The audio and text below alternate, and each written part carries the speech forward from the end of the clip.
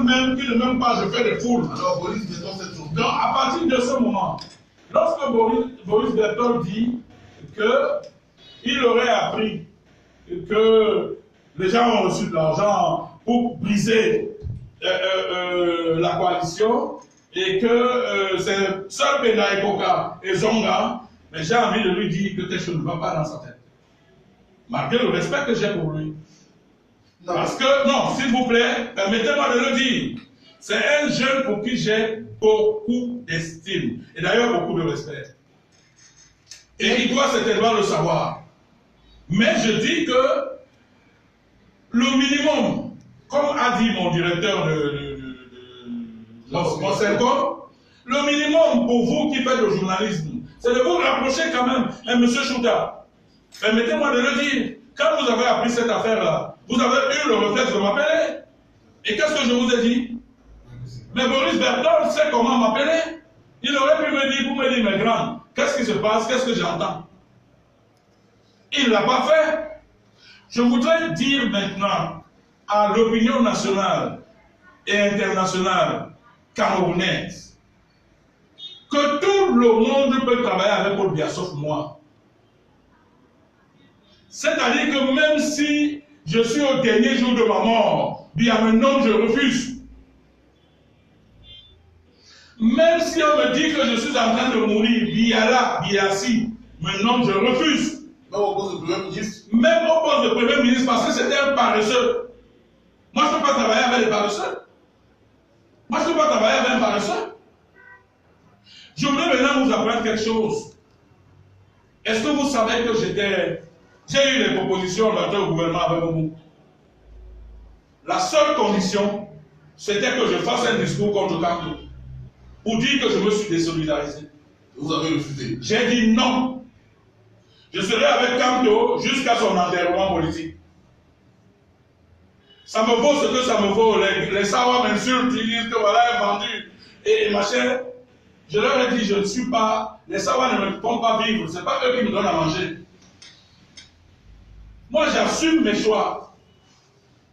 J'assume mes choix. J'ai choisi d'être avec le professeur Kamto. Je vais être avec le professeur Kamto jusqu'à sa mort politique. Maintenant, si lui, il choisit de me trahir, ça n'engagera que lui et le peuple le saura. Mais moi, je dis que mon parti et moi-même avons décidé de respecter la coalition, de faire partie de la coalition et de travailler pour la coalition. La seule chose que je ne vais jamais accepter, et il faut que cela soit clair dans les têtes de tout le monde, c'est que, alors que nous sommes les gens au sommet, je ne suis pas impliqué dans les décisions du sommet et je dois suivre comme Fobé doit suivre. Je ne suis pas militant, bien merci. Est-ce que vous avez au moins tenté de discuter avec Boris Kamto pour chercher à savoir? Non, je crois qu'on n'avait pas été impliqué à cette démarche réflexive. Non, s'il vous plaît. Je continue à dire que le professeur Boris Kamto est suffisamment intelligent. Il ne peut pas oublier que je suis son premier allié. Il ne peut pas oublier que pendant que lui faisait campagne là-bas, moi je battais campagne là-bas, au point où on se demandait même qui était candidat finalement. Parce que pendant qu'il faisait foule là-bas, moi je faisais foule là-bas. Il ne peut pas oublier ça. Mais si chacun est constant l'un de l'autre, non, il n'y aura pas de communication. Non, nous échangeons le professeur Kamto et moi. Il n'y a pas un mur entre le professeur Kamto et moi. Il n'y a pas un mur. À partir du moment où je dis à Kamto, tu peux compter sur moi à toute heure. Kamto doit se dire, ok, Paul-Éric, s'il te plaît, il faut qu'on se retrouve. Penda arrive aussi, tel arrive, et on se retrouve, et on dit, bon, écoute, moi je pense qu'on veut faire une action, le 26, il faut qu'on fasse une action. Je ne dois pas être mis devant les faits et apprendre une marche importante seulement dans les réseaux sociaux. Moi, je ne mérite pas ça. Ce serait même du mépris pour ma personne. Alors, monsieur Collet, une question. Supposons effectivement que, au regard de votre engagement dans la campagne du 7 octobre dernier, en principe, tout le monde à votre place se serait un peu senti gêné quand on ne vous consulte pas pour cette marche. Mais pour l'amour du changement que vous avez, est-ce que vous pouvez faire, je voudrais dire, être intelligent, pardonner et vous engager si effectivement cette marche... Mais quand vous dites pardonner, c'est comme s'il y avait des problèmes. Moi, je continue à vous dire qu'il n'y a pas de problème. Non, parce que ce qui est clair, vous vous sentez un peu offusqué. Non, moi, je me sens gêné. Mais monsieur Nicole, Écoutez, j'ai bâti mon aura politique par ma témérité. Moi, ce n'est pas quelqu'un qui m'a fait bâtir mon aura politique. Si je n'avais pas tenu, avant ça j'étais maire. Il faut que les gens le sachent. Mais avant ça j'étais élu, aussi député. Parce que les gens ne voient que le côté de maire. Moi j'ai été élu maire dans ce pays, j'ai été élu député dans ce pays. Ok? À partir de ce moment, et j'ai souffert le martyre pendant 8 ans dans une prison. Injustement. Donc j'ai bâti mon image politique par ma témérité. Moi je n'ai pas bâti mon image politique à partir du 7 octobre dernier.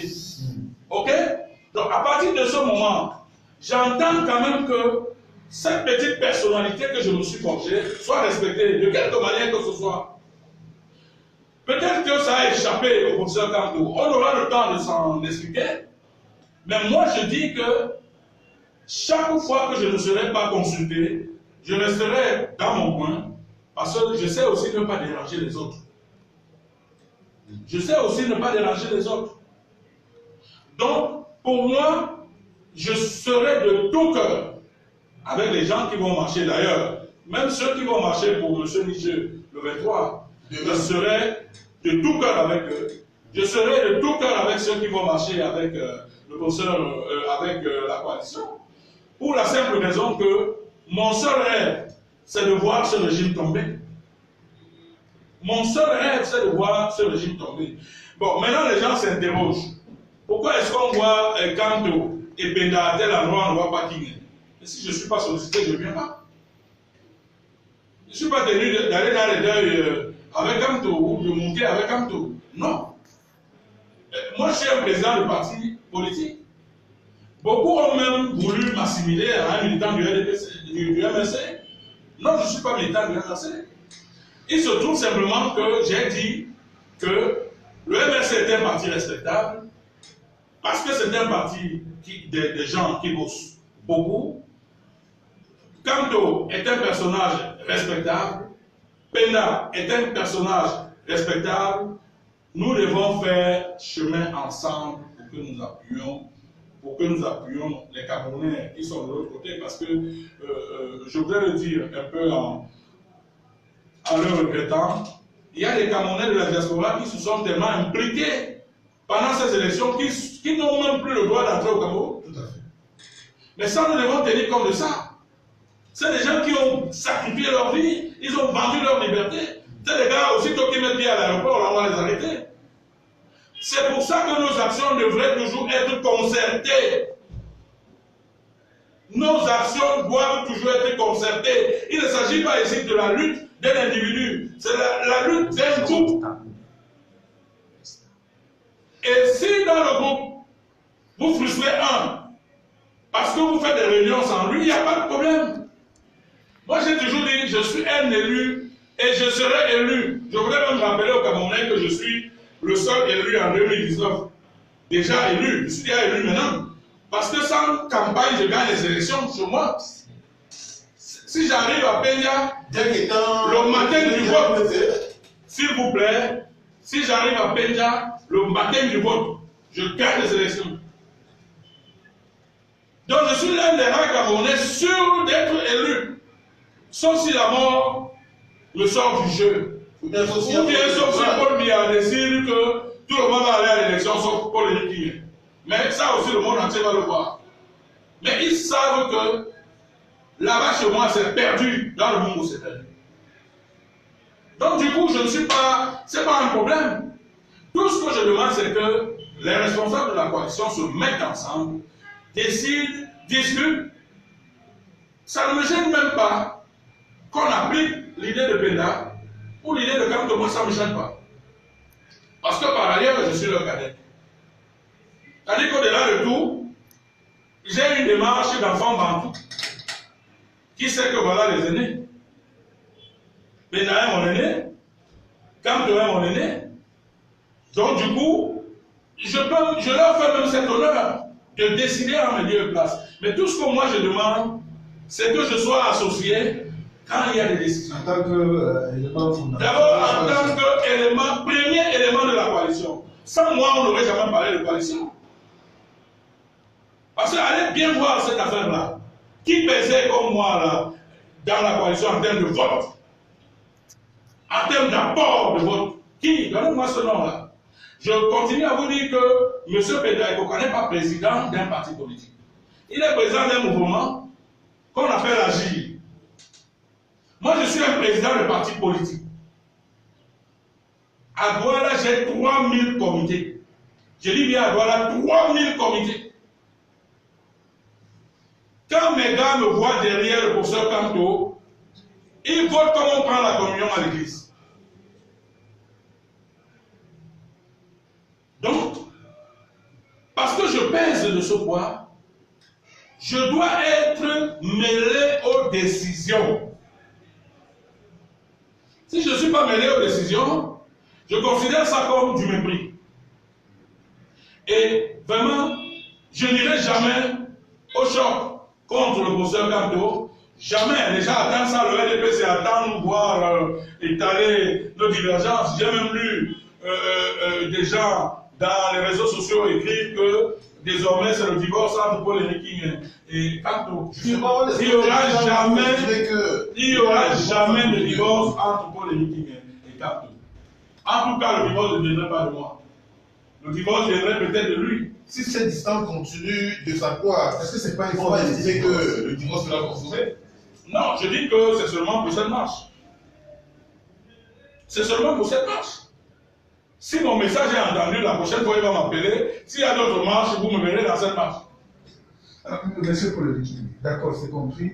C'est seulement pour cette marche-là. Est-ce qu'au nom du changement, vous pouvez participer, si effectivement, si on peut se dire que la marche du 26 sera une date historique, est-ce qu'au nom du changement, vous pouvez accepter? Mais monsieur Paul Chouta, ce n'est ni vous, ni les militants qui peuvent vous déterminer.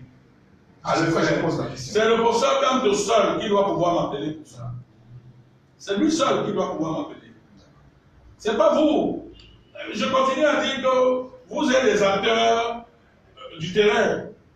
Mais nous, on est les acteurs au sommet.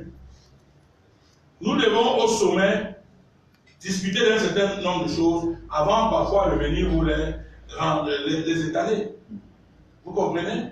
Donc en réalité, moi je n'ai pas de problème. Je n'ai pas de problème, mais il faut que c'est le professeur Kanto qui me le dise. Parce que la dernière fois où j'ai pris à Kanto, ça c'était avant son déplacement, je lui dis, tu peux compter sur moi, même si c'est en plein milieu de nuit. Il me dit, Paul-Éric, nous devons resserrer les rangs.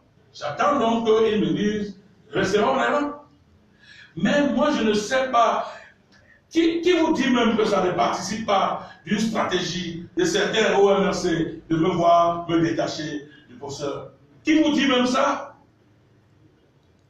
Qui vous dit même que ça ne participe pas des manœuvres du RDPC pour me détacher du professeur? Alors, monsieur Monopole, comme vous le dites, je voulais faire juste une précision pour dire, bon, effectivement, Boris Breton a été simplement s'accomplir. Mais il faut dire qu'avant Boris Breton, 2 jours avant, ça circulait sur la toile. Lorsque je vous ai appelé, je vous ai dit d'ailleurs que oui, depuis pratiquement 2 ou 3 jours, il y a des gens qui disent sur la toile, je ne vais pas citer le nom ici, les personnes avec qui... Non, ces gens se sont superbement trompés. Ils se sont superbement... Je vous dis, et je le dis à mon opinion aujourd'hui, il n'y a jamais eu de problème entre Kanto et moi. Il n'y a jamais eu d'éclat de voix entre Penda et moi. Vraiment, nous nous respectons tellement qu'on a l'impression que nous sommes des enfants d'un même père. Vous comprenez? Je dis que la seule chose que je repose, c'est que quand on prend des décisions importantes, que je me sente mêlé à cette... Parce que je suis le premier allié du MRC. Tous les militants du MRC qui me suivent aujourd'hui, qui ne le savaient pas, je suis le premier allié du MRC. Et je suis le seul allié populaire et fort du MRC. Je dis bien populaire. Et il faut que les gens sachent que moi, je ne donnerai jamais l'occasion au RDPC de briser cette alliance parce que ça va fragiliser le MRC le moment venu. Le MRC n'a pas intérêt à me mettre contre lui maintenant. Tout comme le MRC a intérêt avoir un MPCN fort au sortir des élections qui arrivent. C'est-à-dire que vice-versa. Est-ce que vous savez que le MPCN et le MRC peuvent prendre 80% de voix à l'Assemblée nationale? Vous le savez? Mais il faut simplement. Et demandez-moi comment. C'est-à-dire que partout où il y a un candidat MRC, à Douala, à ceci, moi, Paul Eric King, je descends et n'envoie pas seulement mes militants. Je vais faire campagne au